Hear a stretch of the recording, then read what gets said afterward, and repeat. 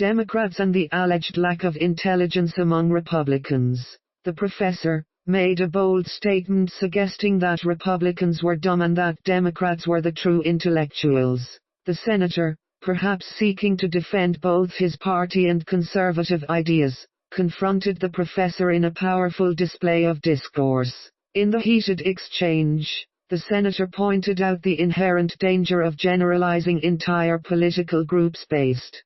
Footage comes next. Watch, share and like this video.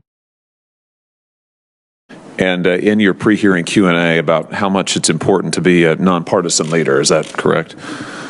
Yes, Senator. And so if you're confirmed, you will attempt to stay politically neutral in your decision-making. Is that fair to say? Yes, Senator. Fair characterization of your views, I should say. Yes, yes. So I was troubled, I have to say, by this article that you wrote that Senator Portman asked you about a minute ago, published by the American Political Science Association. I have it here, Anti-Intellectualism in the Modern Presidency, Republican Populism, published in June of 2007. Do you consider this piece to be nonpartisan? Thank you, Senator, for that question. I consider it to be an academic article, publication of 16, 17 years ago, a scholarly piece. Yeah, let's dig into it a little bit. You write in your paper that to combat allegations of elitism, recent Republican presidents have adopted anti-intellectualism. How would you define anti-intellectualism? Thank you, Senator, for that question. The ability to speak in very plain, common sense terms to Americans. So you say recent Republican presidents, but your case studies are Dwight Eisenhower and Ronald Reagan, and then coming up, I think, to George W. Bush. So what's the point here? I mean, you say at one point Republicans tend to exhibit anti-intellectual qualities. Democrats, on the other hand, coalesce on the intellectual tail of the continuum. So is the point that Republicans are stupid and Democrats are intellectual? Yes, thank you, Senator, for that question. Absolutely not.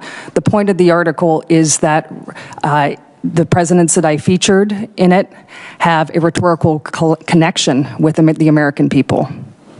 A rhetorical connection that you say is anti-intellectual, and you feature every two-term Republican president, going back to Dwight Eisenhower. Yes, Senator, I think it's a piece on rhetoric, and it is really looking at how these presidents have been successful rhetorically in their arguments. Interesting. It's a piece on rhetoric, but you attribute part of the anti-intellectualism of the Republican Party to, in your words, the rise of the religious right. Tell me about that. Is it because those voters are stupid? Thank you, Senator, for that question. Absolutely not. And if I am confirmed as Archivist of the United States, I look forward to welcoming all Americans to the National Archives. So, do you think that people who voted for Donald Trump are anti-intellectual? Thank you, Senator. I would not make any judgment on the people who voted for President Trump or any other president. So you don't think the people who voted for Dwight Eisenhower or Ronald Reagan or George W. Bush, they weren't anti-intellectual? The anti-intellectual rhetoric just appealed to them because what? What's your theory? Thank you, Senator, for that question. As I said, presidents are able to speak in common sense, plain terms to Americans that they understand. So you characterize President Reagan as having, quote, less than impressive intellectual capacities. You said President Eisenhower and Bush were decidedly intellectual. You said Reagan engaged in intellectual posturing. Let's just start with the first one, less than impressive intellectual capacities. So in other words, it's dumb. Thank you, Senator. Absolutely not. That was a perception, and it was cited. I'm sorry, it's a perception by whom? By you? You wrote about it.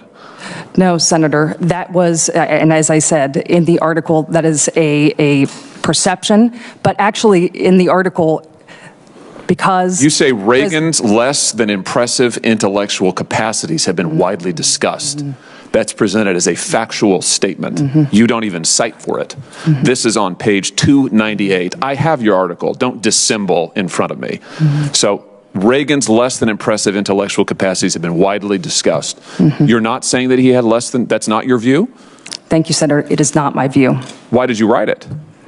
Thank you, Senator. That is not my view. My view was focused on his rhetorical capability. That's not what your sentence says. Listen, you wrote an article saying basically that Republican voters are stupid, that Republican presidents deliberately appeal to anti-intellectualism. You rolled it all up in this thing called Republican populism, yet you're trying to present yourself here as a nonpartisan. In fact, you're an extreme partisan, and your record shows that.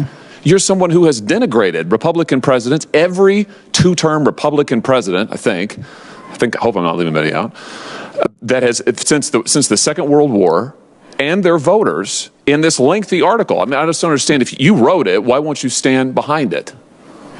Thank you, Senator. I will stand by my long experience for over 15 years of nonpartisan service. You know, this is not just a theoretical set of questions, because as you know, we have seen what happens when you have political activists in the position that you are up for confirmation for. And we are living through that as a nation right now.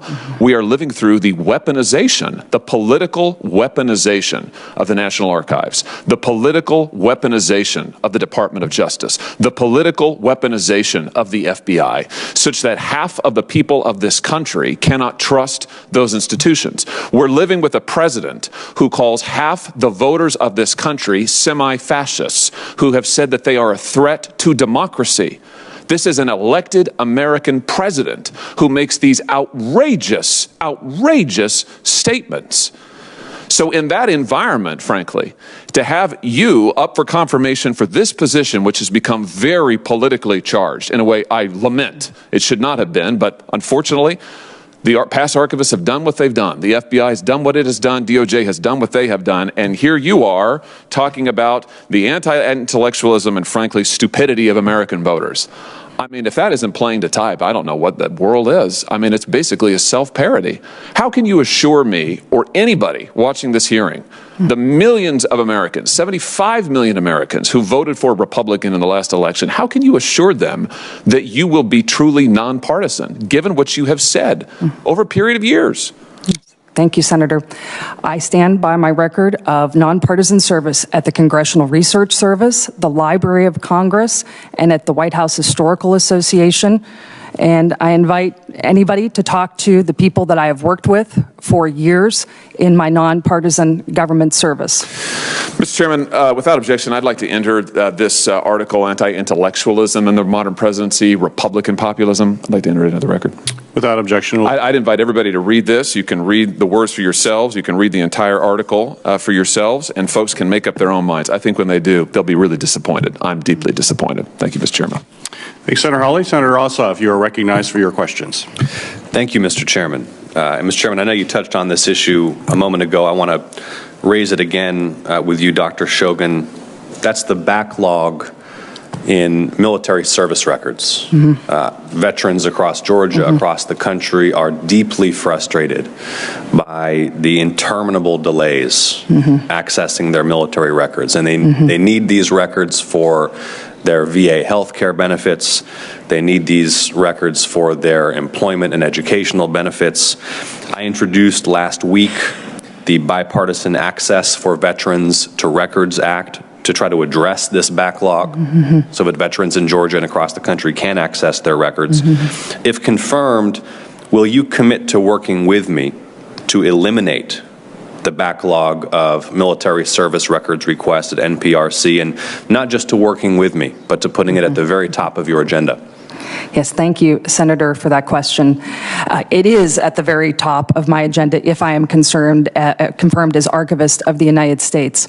And in fact, if I am confirmed as Archivist of the United States, I will make my first trip as Archivist of the United States to St. Louis, to the NPRC, so I can meet once again with the leadership there and the hardworking staff that are attempting to reduce the backlog. There has been great progress made thus far, and I look forward to finding creative solutions within federal law and regulations in order to reduce that backlog at a faster pace. I appreciate that commitment, Dr. Chauvin, and making that commitment here today will mean a lot to veterans in Georgia who frankly are skeptical after years of dealing with this that there can be a change, but there must be a change. Veterans deserve timely access to their records. And I'm going to ask for a further commitment, which is that once you have had the opportunity to meet again with the folks at the NPRC and to get your bearings in your first 4 or 5 weeks in office, should you be confirmed, that you will timely submit to this committee your assessment of the drivers of this backlog and a specific plan to eliminate it. Will you make that commitment? Yes, thank you, Senator. I am willing to make that commitment. I will make myself available what I've learned. And just a further comment on that, I mean, obviously the first thing that has to be done if I'm confirmed as archivist is removing the backlog. But there has to be a second step, which is to make sure that backlog is not created in future circumstances. We hope that the pandemic is over, but we can never predict what is coming down the road in the future. So I believe there has been great progress by the Department of Veterans Affairs in moving to digitize those records in a timely fashion and in a reasonable priority